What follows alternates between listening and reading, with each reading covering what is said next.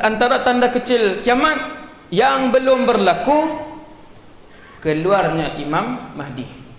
Ratusan sahabat mendengar hadis ini, ratusan, puluhan sahabat meriwayatkan cerita tentang keluarnya Imam Mahdi, sehingga menjadikan keluarnya Imam Mahdi di antara hadis yang mutawatir ma'nawi, lebih tinggi daripada hadis sahih. Maka Nabi sebut apabila keluarnya Imam Mahdi, beliau akan dibai'ah di Makkah Al-Mukarramah, di Masjidil Haram.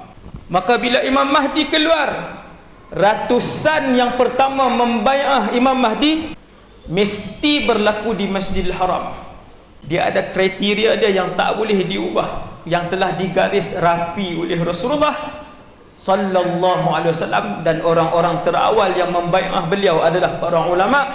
Maka Nabi pun sebut, apabila kalian mendengar bahawa beliau sedang dibai'ah, telah dibai'ah, maka pergilah walaupun kalian terpaksa merangkak di atas salji.